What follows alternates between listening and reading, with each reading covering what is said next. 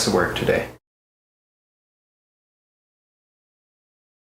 What's up, YouTube? This is the Serial Thriller Broadcast, and today I'm going to be talking about The Conjuring. The Conjuring is directed by James Wan and stars Patrick Wilson, Vera Farmiga, Ron Livingston, and Lily Taylor. This movie is about a family that moves into a new house and they quickly realize that the house is haunted and the spirits are sort of terrorizing their family, so the mother goes and seeks help from Ed and Lorraine Warren, who are well-known demonologist and psychic duo who go in and they either debunk or exorcise spirits from houses, artifacts, things like that. Ed and Lorraine Warren, as well as the family in the movie, are actually real characters as well. This is supposedly based on a true story. I'm not sure how loosely or how closely they follow the true story, but it's an interesting movie to watch anyways. Something cool about the filmography in this movie is that it was shot in chronological order. So when they had the first scene shot, they shot the second scene after that and the third after that, and so on and so on. Now, James Wan, when he started making this movie, wanted to mimic a sort of 1970s horror movie style. I thought that was pretty interesting, and it's actually something I noticed when I was watching it the first time. He has some of these long tracking shots where he follows the characters and the camera sort of zooms in and pans around and follows them, instead of having it jump cut like sort of newer movies. And in the back of my mind when I was watching it, I kind of thought it looked a bit like an older style, so he definitely succeeded. The movie itself actually takes place in the 1970s as well, so you can kind of see why you'd want to go for that style. Having said that, there are some sort of James Wan signature shots, like for example the camera will be upside down and he sort of smoothly pans over in a 180 shot and brings it upright, which is something he did in Insidious. And of course it's just as effective and cool looking in this movie. The acting is solid throughout, which is good because there's a lot of child actors in this. There's a family with 5 girls, and Ed and Lorraine Warren also have a girl of their own, so there's a lot of younger actors in this, which sometimes can be distracting if they're not good, but for the most part they all did a great job. And the adults as well in the film, Ed and Lorraine Warren and the husband and wife, are also very well done, especially Patrick Wilson's character, Ed Warren. Now, Patrick Wilson, I've liked him in pretty much everything I've seen him in. He's not like one of my top favorite actors or anything like that, but I think he's super likable in all of the movies I've seen him in.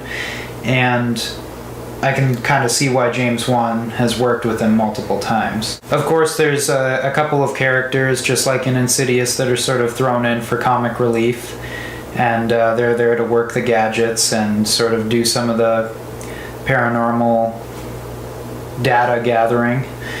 And again, it works well, just like it did in Insidious, to sort of break up the tension in between being frightened by the movie. One problem I had with it was that the pace sort of slows down coming into the second act. Like, you spend the first act sort of ramping up all this action, and then partway through it kind of falls off towards the second act. The action drops down, and there's this sort of low point throughout the movie that I wasn't really a huge fan of. I thought it was a little bit slow, especially after a couple times of watching the film. And then of course the action ramps back up for the third act and the climax, but at that point I found that there was a little bit too much action, and it sort of numbed me and I didn't feel quite as scared through it. This movie was hyped really hard after its release, and after it came out on Blu-ray and everything like that, people were still talking about it being one of the scariest movies they'd seen in a long time, which for me, that's not my personal opinion. I thought it was a great horror movie, but it's definitely not my favorite or anything like that, especially out of new horror. That being said, there was a sort of thing that happened in the Philippines when this movie came out, where were showings of the movie, and people were coming out of the theaters and saying they felt this strange presence with them, and they were sort of really shaken up by it. So in a lot of theaters there, they had these priests that would go in and bless the theater after the showing, and they'd be there for sort of psychological support for the people viewing it, which is pretty hardcore. Another thing that I think got people talking about this movie was the fact that there was the true aspect to it. And one of those things is the Annabelle doll, which in real life was a Raggedy Ann doll.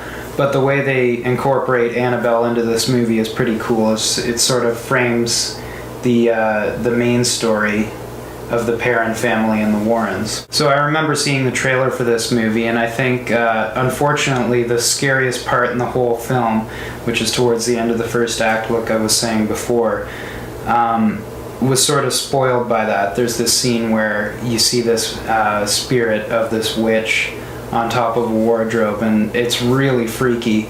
But the problem was, I felt like that was the high point of this movie as far as how much it scared me. Hyped up or not, I think it's important to get yourself a little bit excited before you go and see a movie, because if you go in too skeptical, then you're probably just going to ruin the experience for yourself preemptively. So I think it's important to kind of get caught up a little bit in the hype and give all movies a fair shot when you're going in. So I obviously bought the movie. I definitely think it's a good addition to my collection, and I will watch it again. And even when I was watching it earlier tonight, it actually scared me still, so that's got to be saying something, especially since I've seen it before. So I will come back and I'll watch this again. It's a perfectly good horror movie, but it's not my favorite. This has been the Serial Thriller Broadcast, and if you feel thrilled, chilled, and fulfilled, hit the subscribe button and let me know what you think in the comments below.